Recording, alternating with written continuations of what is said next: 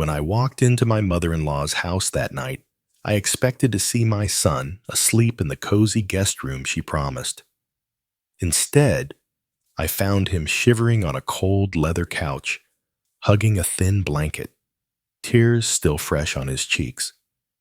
"I'm just a guest here, Mom," he whispered. "Jack gets the bed because he's blood." That was the moment my heart shattered, and the moment I knew something had to change. But nothing could have prepared them for the consequences of what they did to my boy. If you've ever fought to protect someone you love, you'll feel every word of this story. Don't forget to like, comment, and subscribe, because every family has secrets, but not every secret ends in redemption. My name is Laura. I'm 38, and I live in Denver with my husband Eric and our son Max. Well, our son, that's what I thought he was to all of us. Eric and I had been married for nearly a decade. We were one of those couples who had tried everything: fertility, clinics, hormone treatments, even adoption agencies, and after years of heartbreak, we were blessed in a way we didn't expect. Max came into our lives when he was just 2 years old, a tiny boy with big brown eyes and a cautious smile. The first time I held him, I felt something click inside me, like he was always meant to be ours. No matter how he came to us, he was our child, and we loved him fiercely. Eric was a wonderful father, kind, patient, always ready with a silly joke or bedtime story. And Max, he was sunshine, curious, sweet, and just the right amount of mischievous. He had this habit of singing to himself when he was playing completely off-key, but totally confident. Our house felt alive because of him. But if you ask my in-laws, they'd tell you something entirely different. Eric's mother, Tina, is one of those women who smiles through her teeth and makes you feel like you're being measured, judged, and found lacking all at once.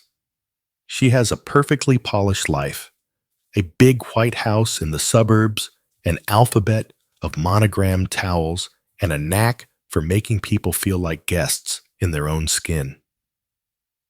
Then there's Megan, Eric's younger sister. She's 35, but acts like she's still in high school. Dramatic, competitive, and always needing to prove something. She had her son Jack when she was 24, and Tina has always made it clear that Jack is the golden child, her pride and joy, the boy who carries on the family bloodline. And Megan never misses a chance to remind us of that either. From the very beginning, Tina and Megan treated Max differently. Not overtly cruel, but subtly distant. They never called him their grandson. It was always Laura's boy or the adopted one. At family gatherings, Jack would get the big slice of cake, the best seat at the table, the new toys. Max would get hand-me-downs and awkward half-smiles. I tried not to let it get to me. I told myself they just needed time to bond with him, that once they saw how amazing Max was, how funny, how thoughtful, they'd come around. Eric, bless him, didn't want to see it. "They love Max in their own way," he'd say. "You're just reading into things." But the signs were there, always there. The final straw came one weekend when we needed to go out of town for a conference. Eric had a work event in San Diego, and I decided to tag along for a much-needed break. Max was excited to spend the weekend at Grandma Tina's.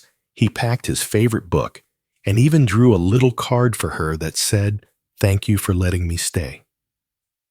I remember standing at her doorway, holding Max's overnight bag, saying, "He sleeps with a nightlight. He sometimes talks in his sleep, but it's nothing to worry about. And he's picky about apples, only the green ones." Tina gave me that tight-lipped smile of hers and nodded. We'll take great care of him. I should have known better. I should have turned around. The moment I saw the way Jack looked at Max, territorial, smug. Because what happened that weekend changed everything. The weekend started off fine, or so I thought. Tina texted once on Friday night with a photo of Max and Jack playing board games. Jack was grinning ear to ear. Max's smile, though, was polite, forced. I brushed it off. Maybe he was just camera shy. Saturday morning, I called to check in, but Tina let it go to voicemail. A few hours later, she sent a message. All good here. Boys are getting along great. No photos this time. Eric didn't seem worried. He was reviewing presentation slides, sipping overpriced hotel coffee. He's probably having a blast, he said. Let him enjoy it. But my gut told me something was off. I called again that night. No answer. Again. Megan finally replied almost 10 hours later. Relax. It's just one weekend. Kids are fine. There was something about the tone of that message that made my blood run cold. That smug, dismissive tone I'd heard 1,000 times before. On Sunday evening, our flight back landed earlier than expected. Eric suggested we head straight to Tina's and surprise Max with a special dinner on the way home. I liked the idea. It had been just 2 days, but I missed his little laugh the way he tugged on my sleeve when he had a question about dinosaurs or space. It was almost 7 p.m. when we pulled up in front of Tina's house. The lights were on in the living room, but the rest of the house seemed oddly dark. No sounds of TV, no laughter, not even Jack's loud video games. Eric rang the bell. No one answered. He frowned and reached for the spare key under the flower pot. Inside, the house was quiet. Too quiet. Maybe they stepped out, I whispered. Eric walked toward the back hallway. I followed. That's when we heard a soft shuffle, then a sniffle, and there curled up on the cold leather couch was Max, alone, in his pajamas, hugging a ratty thin blanket. His cheeks were red, his nose running, his eyes puffy. I rushed to him. Max, baby. What happened? He blinked slowly, like he couldn't believe I was real. Then he whispered, They said I couldn't sleep in the guest room, that it's for family. I felt like the room tilted sideways. What do you mean?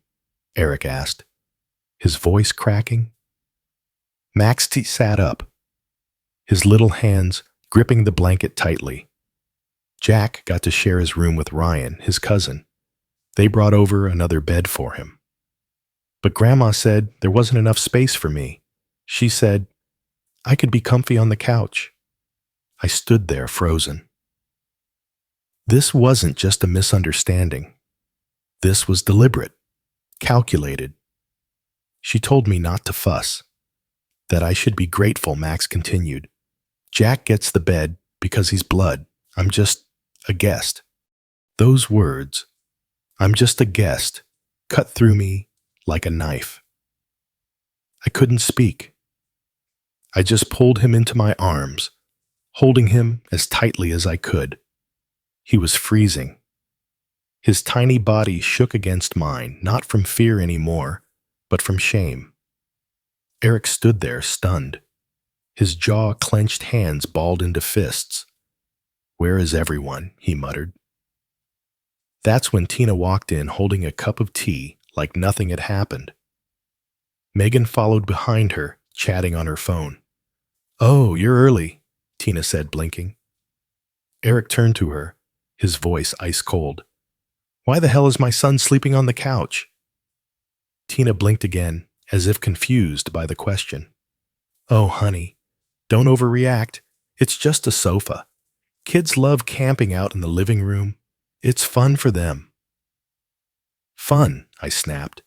You gave the guest room to Ryan, and Jack gets his own bed, and you make Max sleep out here, with no supervision, no blanket, no pillow.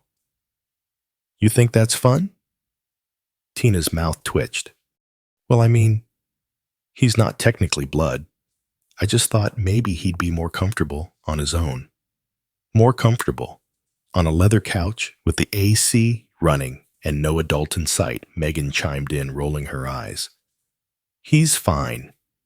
You're both being dramatic. Eric's voice dropped low. You made our son feel like a stranger in your home. You excluded him.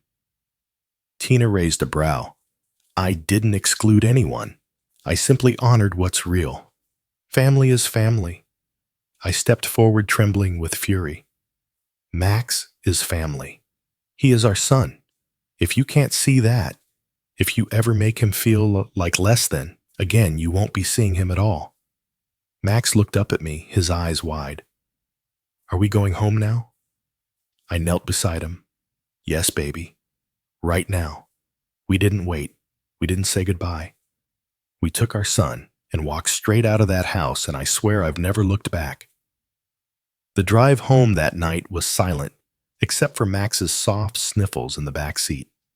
He kept trying to be brave, wiping his nose with the sleeve of his pajama shirt, his voice too small for a boy who usually filled every room with questions and silly jokes. Eric gripped the steering wheel so tightly I thought it might snap in half. I sat beside Max in the back seat, rubbing his back, gently repeating over and over. You're not a guest. You're our son. You're our everything. But his eyes, they didn't believe me. Not yet. That night, we let him sleep in our bed. He curled into my arms without hesitation, finally letting the tears fall freely. Mom, he whispered, half asleep. Why don't they like me? My heart clenched. They're wrong, baby, I whispered into his hair. They're wrong. And they don't get to decide your worth. You are loved. You are ours. But long after Max drifted off, I lay awake staring at the ceiling, boiling with rage. How dare they? How dare they look at my child and see anything less than family? Eric sat on the edge of the bed for a long time, shoulders slumped, hands covering his face. I didn't think they'd actually treat him like that, he said softly. I thought they were just awkward or slow to warm up. But that was cruel. I nodded numb. It was intentional. And it's not the first time. We just never wanted to see it. We didn't sleep much that night. I kept waking up to check on Max, making sure he was warm enough, safe enough. I'd thought I was leaving him with family. Turns out I was wrong. The next morning, we kept Max home from school and gave him a mental health day. We took him to the zoo, let him pick out his favorite ice cream, and bought him a new set of paints. He smiled a little, but something in him had dimmed. When we got back home, I found his drawing pad on the kitchen counter. The top page had a picture. He'd drawn a big happy family, a mom, a dad, and a little boy with curly hair standing between them, holding their hands. But off to the side in faint pencil was another version. A sad little boy sitting alone on a couch, while two taller figures stood laughing in the background. I stared at that image for a long time. That evening, the phone calls started. Tina called Eric's phone 4 times. He didn't answer. She left voicemails, each more clipped than the last. Eric, I think we need to talk. That was a bit dramatic, don't you think? Then, you're not being reasonable. I didn't mean anything by it. It was just a sleeping arrangement. Finally, I don't know what Laura's telling you, but I didn't do anything wrong. Maybe she's just too sensitive about that adoption. That adoption. Like it was a stain, a mistake, something she tolerated. I deleted every message before Max could hear them, but it wasn't just the voicemails. Megan posted something on Facebook, a photo of Jack and their cousin Ryan playing video games in a neatly made guest room. The caption read, "Family Weekend with the real boys had blood is thicker." It hit me like a gut punch. The comments were worse, Tina had written. "So glad Jack had real family to bond with. It's important for boys to grow up with their own." Megan replied, "Agreed. Shared DNA, Gil shared hearts." Shared hearts. Mayan shared everything. His room, his toys, his love with zero conditions. And they treated him like baggage. I showed the post to Eric. His face went pale. "This ends now," he said, but I wasn't done. I typed a comment, my hands shaking as I wrote, "Love isn't made of DNA, and family isn't who shares your blood. It's who shows up, who makes you feel safe, and who never ever makes a child feel like a burden." Then I unfriended them, all of them, one click at a time. The next day, Tina showed up at our doorstep uninvited. She had on her usual fake smile, a pie in her hands, like that would somehow erase what she'd done. I didn't open the door. She knocked again, then texted, "I just want to talk. Max is still part of our family, no matter what you think." I stared at the message and thought about my son curled up on a cold couch, wondering why he wasn't real enough. I wrote back, "You had a chance to show him that. You chose not to. Actions speak louder than pie. We never let her in." Over the next few weeks, the silence from Eric's family was deafening. No more texts, no calls, no birthday cards for Max, nothing. It was like they'd erased him from existence, and us along with him. At first, I told myself this was a good thing. We didn't need that kind of energy near our child. We were better off. But as the days dragged on, I watched Max carefully how he hesitated when the mail came, or looked up every time the doorbell rang, almost like he wanted it to be them. He never said it out loud, but I could see it in his eyes. He was wondering what he had done wrong. One night, I found him alone in his room, staring at the family photo wall we'd put together last Christmas. The center frame was a big shot of all of us, including Tina and Megan, on the snowy porch with matching scarves and cocoa mugs. Max was staring at it like he was trying to figure something out. I walked over slowly and sat beside him. He looked up. "Mom, am I still part of their family?" That broke me. "You are part of our family." "Max," I said, wrapping my arms around him, "and anyone who doesn't treat you like family doesn't deserve a place in your life." He nodded, but quietly said, "I think I was just hoping they'd say sorry." I swallowed the lump in my throat. "Me too, baby. Me too." Eric took the photo down the next day. Still, things didn't get easier. A few parents at Max's school, mutual acquaintances of Megan, started acting distant. I heard whispers in the pickup line. I got polite smiles that stopped just short of being warm. Then, one afternoon, another mom, Janet, cornered me near the playground. "So, I heard there was some drama at Tina's," she asked, pretending to be casual. "Megan said something about you being too intense about parenting." I stared at her. "Did Megan also mention they made a 9-year-old sleep on a freezing couch because he wasn't biologically related?" Janet's mouth dropped slightly. "Oh, I hadn't heard that part." I smiled coldly. "Maybe next time, ask a better source." Max came running up, then clutching a drawing of a rocket ship. I took his hand and left without another word. But deep down, I was tired.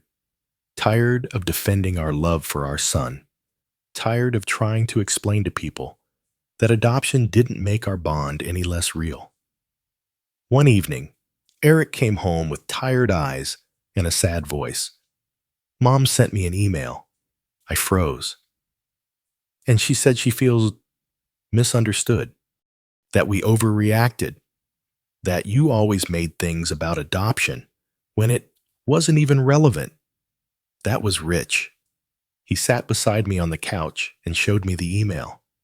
It was a long, rambling apology that wasn't really an apology. No acknowledgement of Max's pain, just excuses, justifications, guilt trips. I think I need to say something, Eric said, but not just to her, to everyone. He wasn't angry. He was clear. So we sat down together that night and wrote a letter. Not to Tina, not to Megan, but to our son. We told him how much we loved him, how proud we were to be his parents. We told him the truth that some people are small and some hearts are too closed to see real love when it's right in front of them. And then we shared that letter with our closest friends, our community, and even on social media.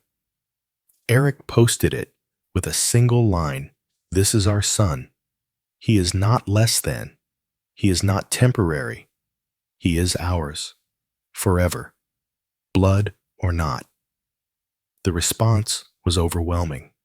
Parents we barely knew reached out to share their own adoption stories. Teachers from Max's school sent us handwritten cards. One of the school counselors even started a project around what makes a family and asked Max to help lead it. We were flooded with support, but not from Tina or Megan. They stayed silent, proud, distant, until the school talent show.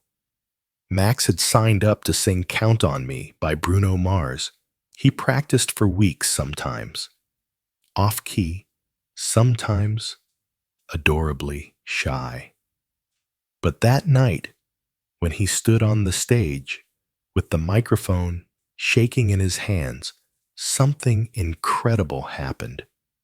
He spotted us in the crowd, me and Eric holding up signs that said, "You're our star and Team Max forever."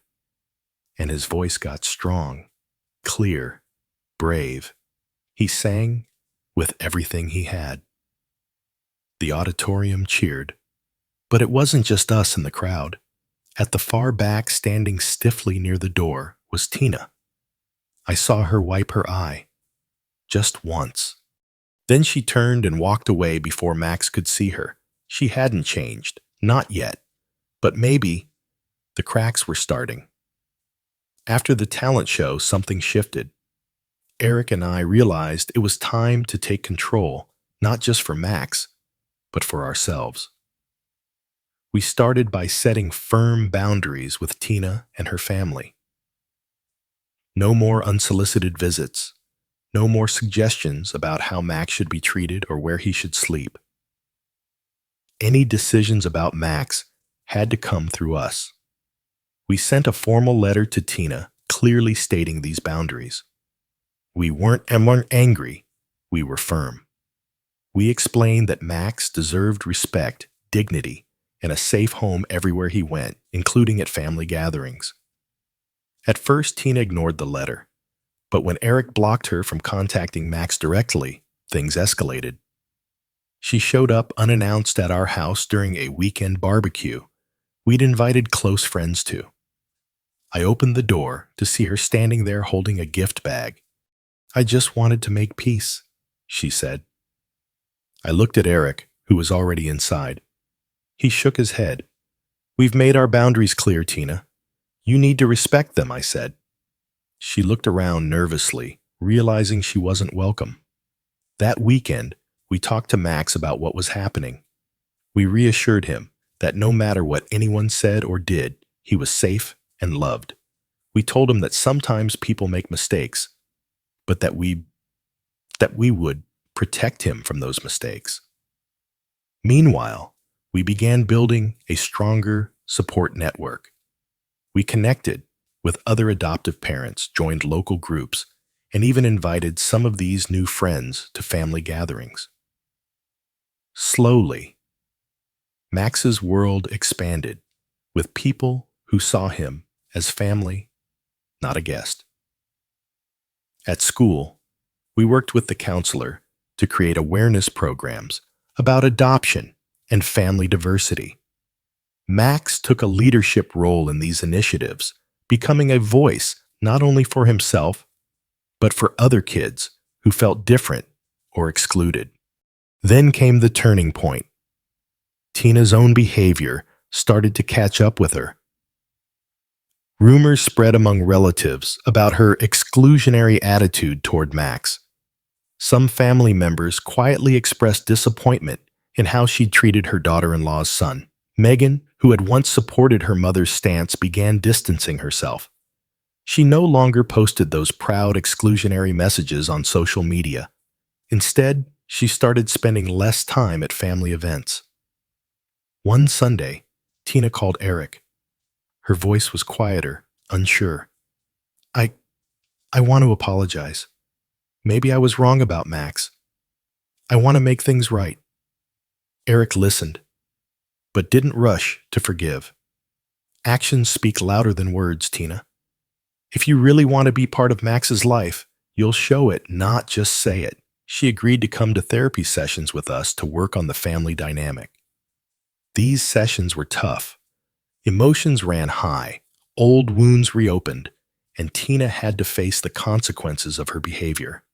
But slowly, cracks in her coldness began to soften.